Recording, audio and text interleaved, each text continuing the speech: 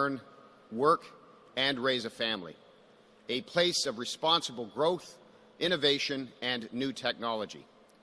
And since our government was first elected in 2018, we are now seeing the results of our government's investments in Durham region. General Motors, just down the street, has been reignited with the new car and truck lines, manufacturing new hybrid and electric vehicles for the future. We have secured major partnerships with OPG, GE, Hitachi, and Aecon to secure the construction of the small nuclear reactor at the Darlington Nuclear Generating Station. This will deliver clean, safe, and reliable energy. And we are now continuing to make new investments in regional public transit all across Ontario, and that is why we are in Durham today.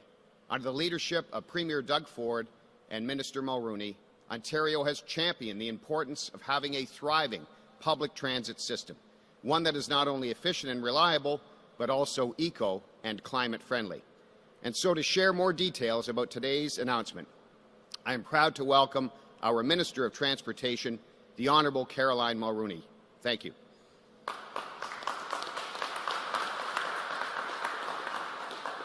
Thank you, Todd, for that kind introduction. It's great to be here today in Oshawa alongside Premier Ford, Ministers Smith and Bethlenfalvy, Phil Verster, MPPs McCarthy, Coe and Barnes, Deputy Mayor Bob Chapman, and Chair John Henry.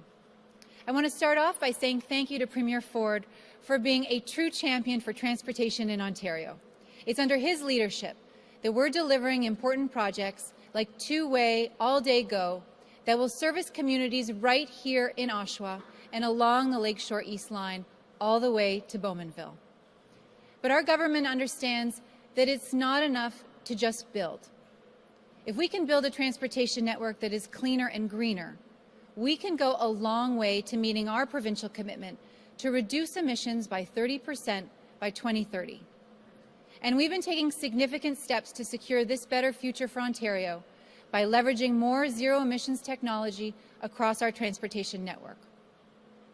We know that the first step to increasing the uptake of electric vehicles is ensuring that the necessary infrastructure is in place to support them. And this work is already well underway. Together with my colleague, the Minister of Energy, we've partnered with the IV Charging Network and En Route to install chargers along Ontario's busiest highways, including Highways 400 and 401. So EV owners can travel the province with more freedom and confidence. As of May, 69 IV Charging Network chargers have opened at 20 out of 23 en route locations, with more planned at the remaining 3 locations. Last year, I was also proud to announce an investment of $91 million to support the installation of public EV chargers across the province. But that's not all our government is doing to support cleaner, greener transit options. We're collaborating with our federal partners to help municipalities like Oakville and St. Thomas transition to zero-emissions bus technology, delivering the largest expansion of public transit in Canadian history, including the Ontario Line, which will feature fully electric trains, advancing GO expansion, where we're converting trains from diesel to electric-powered. And just recently, we've secured the single largest electric vehicle-related investment in Canadian history with Volkswagen. Zero-emission technology is the way of the future, and our government is at the forefront of this revolution every step of the way. Under the leadership of Premier Ford, we're creating the conditions for a strong economy, good-paying jobs, and cleaner air now and into the future. And today's exciting announcement will only continue to build on this great work. Thank you very much. Merci beaucoup. And now I'll turn it over to Premier Ford. Thank you. Well, good morning, everyone, and thank you, Minister Mulroney, for that introduction, and thank you for the great work you do every single day. It's always great to be back here in Oshawa. As Minister Mulroney said, my champion Transportation Minister with Minister Mulroney, Minister of Energy, Minister Smith, and the gentleman that controls all the money in this province, our great Finance Minister, Minister Bethlenfalvy. And it's great to see our local champions, MPP Coe, MPP McCarthy, and MPP Barnes. And folks, before I get started, I just want to recognize these three MPPs alongside with Minister Bethlenfalvy. I call them the Durham Four. They were so instrumental in just over a year ago in getting rid of the tolls on highways 412 and 418. These tolls were unfair and they were expensive and caused gridlock on our local roads. The previous government should have never imposed them in the first place. But thanks to these MPPs, they're gone, they're done, they no longer exist. So thank you to the Durham Four for making sure we get that done. So I want to thank them for their advocacy and for all their hard work for the people of Durham. Thank you. I also want to welcome Deputy Mayor Bob Chapman. You're doing a great job, Bob. And another champion is Durham Regional Chair John Henry. And a big thank you to Phil Verster and everyone at Metrolinx for hosting us today. I always say I want to thank the frontline women and men that work here. This wouldn't even exist if it wasn't for our champions over there, so thank you. Metrolinx are great partners, especially here in Durham, as we work together to bring two-way, all-day GO service to the region, from Union Station all the way to Bowmanville.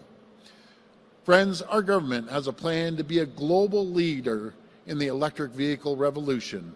We're building an electric vehicle and battery supply chain, connecting critical minerals in Northern Ontario and clean steel makers in Hamilton and Sault Ste. Marie, to automakers and battery manufacturers across Ontario.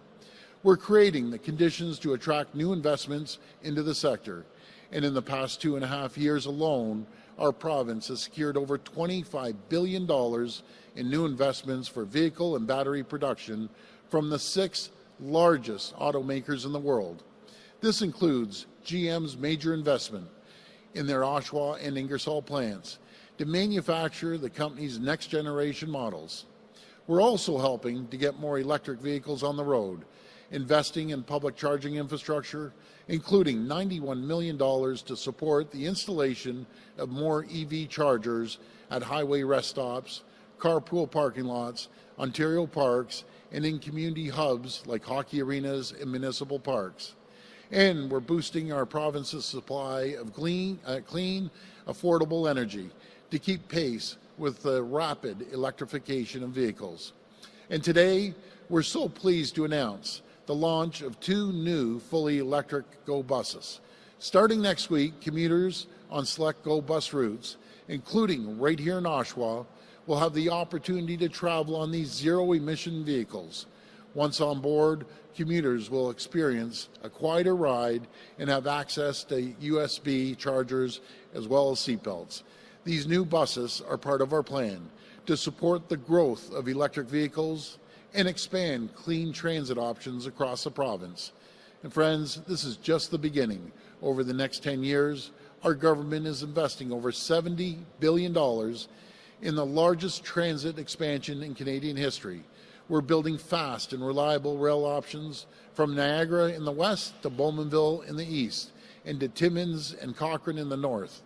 We're building new subways, including the Ontario Line, Scarborough Subway Extension, Yonge North Subway Extension, and the Eglinton West Line. And we're going to continue working with our partners, including Metrolinx, to expand clean and green transportation right across our province. Because, friends, the future is electric, and we're going to lead the charge. Thank you for joining us today, and may God bless the people of Ontario. Thank you.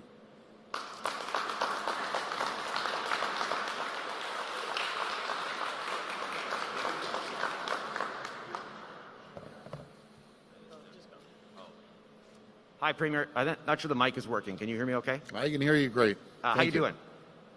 I wanted to ask you just, and maybe someone else has the details on this, but Sure. Can someone explain just the cost of one of these electric buses compared to a conventional bus and the economics of rolling that out for the whole fleet eventually, I presume, and I assume they're cheaper to run, Yep. but how much does it cost? Yeah, great question. I'm going to hand it over to either the minister or Phil. Yeah, thank you for that question. These buses typically price around double the price of a diesel bus. So diesel buses go around $700,000 a bus. This is about $1.5 million. But the real issue is the life cycle cost, because the operating cost is about a third of what that is for a diesel bus. If you think of an electric bus, they're not moving parts such as gearboxes and axles and stuff like that, or engines and the like. So the real focus for us, though, is to figure out whether, there's a lot of urban buses that are EV buses that operate shorter routes. Our routes are sometimes up to 650 kilometers long, and it's really to get the right technology into the bus itself, which will affect the price, because battery technology drives the price of these buses. This is why we're trialing the 2 buses to see what's the maximum range we can get. Thank you. Thank you. All right. And to the Premier, yes. As you're well aware, there's been a lot of talk and confusion and discussion about the Greenbelt decision. I wanted to ask just a question to clarify some of the information that's out there that people have been seizing on. So sure. The question goes like this. When did you decide to tell the province's bureaucrats to start looking at the Greenbelt as a solution to the housing problem? And when you did that, did you provide any specific areas of land for them to look at? Well, I didn't ask them to look at any specific land, but when it started, when we saw a housing crisis. And let's just be honest with everyone here.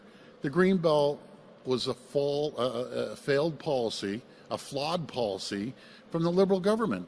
And it was pretty clear. They made the policy, and then they decided to change it 17 times.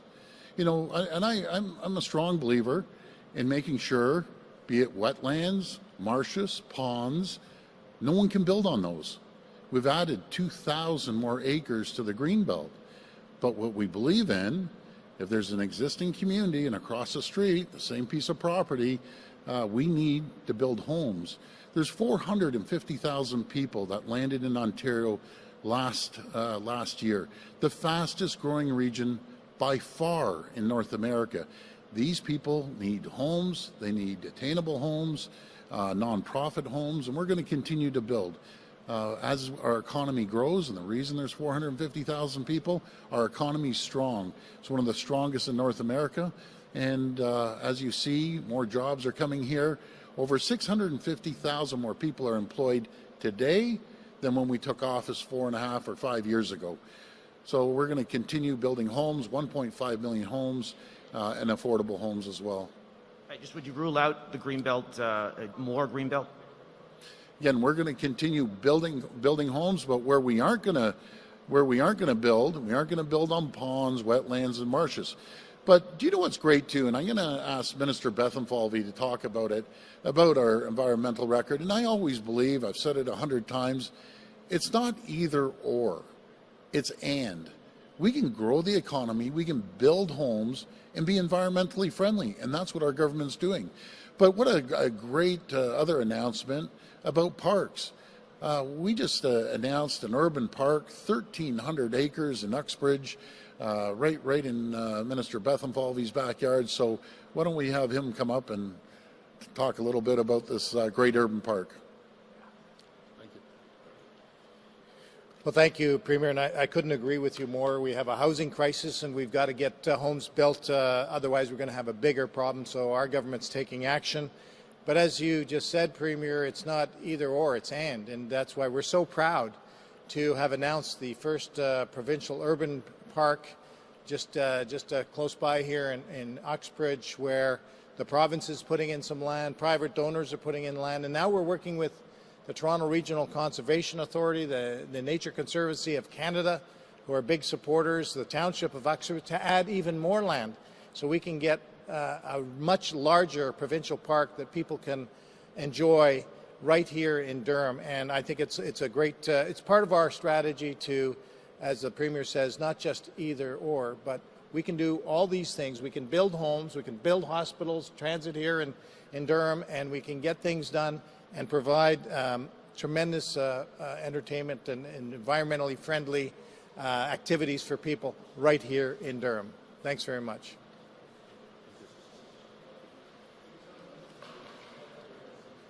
Sir? Oh.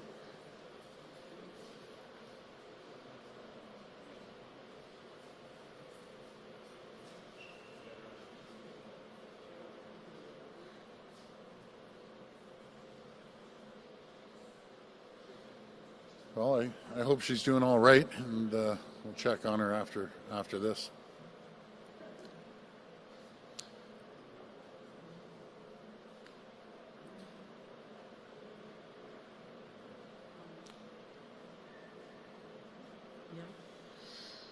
Hi, Premier Ford. Hi. I'm going to break the silence and ask you a question. Sure. I also hope she's doing fine.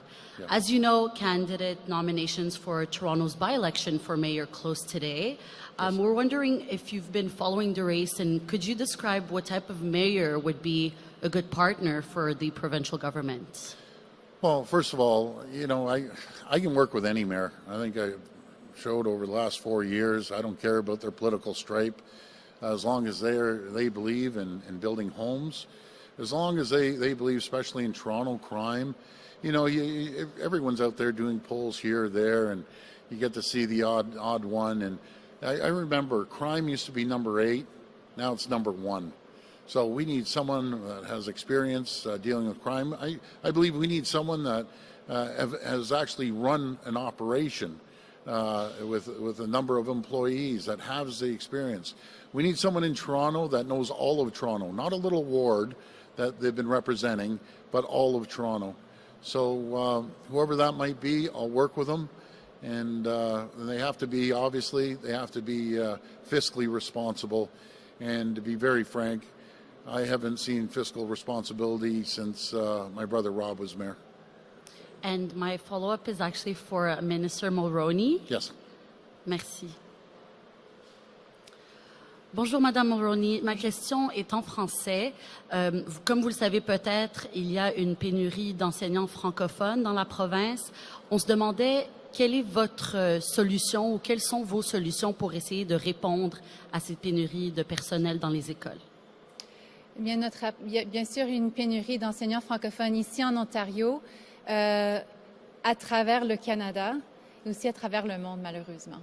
Mais c'est une bonne chose pour le français. Ça veut dire qu'il y a de plus en plus de personnes qui veulent apprendre en français. Donc, on a besoin d'avoir les enseignants pour ces étudiants. Alors, notre approche, on a deux approches. Une, c'est de former des enseignants ici en Ontario. Nous avons plusieurs programmes à travers le ministère de l'Éducation et aussi le ministère des collèges et universités pour former de plus en plus d'enseignants. Et de plus, on a une politique d'immigration. On veut attirer des francophones en Ontario qui sont déjà prêts à enseigner. Et je sais que le gouvernement fédéral est en train d'élaborer un plan pour toutes les provinces pour pouvoir profiter d'un corridor d'immigration. Et bien sûr, l'Ontario appuie cette décision et cette politique. Merci. Okay. This will be the last question.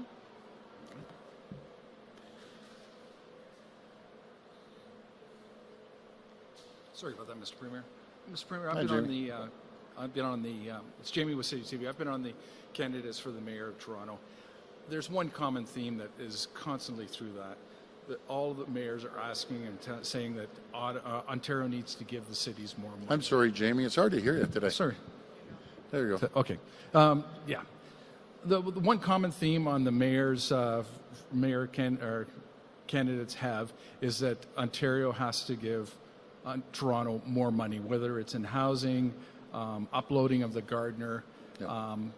a lot of ranging ideas. But and I'll go back to even if the Toronto audits itself or you audit the Toronto, cutting 10% still isn't going to cover the huge shortfall that there is for the city of Toronto. Yeah. Can these mayors expect anything from the province? Well, thanks for that, Jamie. And these are pretty staggering figures. We contributed over $3.2 billion on all aspects, no matter if it's housing or through the pandemic, transportation as well. We've supported them. But they have to be fiscally responsible. You know, that's what it comes down to. There's a tremendous amount of waste down there. I hear about it constantly. They have to look at lean methodologies like we're doing at the province, and they have to be living within their means. So we're always there to help them. To answer your question about the Gardner, we aren't uploading the Gardner. They just want to throw their burden onto us. They're responsible for it, and they have to fix it. When I was down there, we had a plan to repair it. I think it was $500 million over a 10-year period. That's $50 million a year. But you just can't be spending taxpayers' money willy-nilly and then going hat in hand. Jamie, you were down there at City Hall with me. We never once went to the province hat in hand. I have no problem helping all cities as long as they're being fiscally responsible. We are doing an audit with the City of Toronto. I'd really like to do a forensic audit, but we're doing an audit here and there. And what they have to do is create more opportunities, more businesses, build more houses, because that will generate a higher tax revenue. And that's what we need to do. You can't just keep spending and spending taxpayers' money. It's unacceptable. This is a different question. Thank you for that answer. Sure. A different question is, and it's concerning. There was another mosque attack on Wednesday where a 65-year-old gentleman was injured. First of all, I know you have thoughts that you would want to express, but also, what can we do to prevent this from happening? This is one of a series of mosques and a growing trend. Well, we have zero tolerance for any discrimination, not to just mention Islamophobia. It just has no place here in Ontario. People that want to discriminate, I have a recommendation. Get the heck out of the province. I don't want you here. We live in such an inclusive province, and that's what attracts people from around the world, that they know they're going to come here. They aren't going to be discriminated against. We work and live side by side, and it just will not be tolerated here. Okay, thanks everyone. Hold on 1 second. I have a new theme song here. Okay? There you go. There you go. That's the new theme song for Ontario Electric Avenue, and we're going to build it right across our province. And I won't quit my day job to be a dancer, that's for sure. Okay, thanks everyone.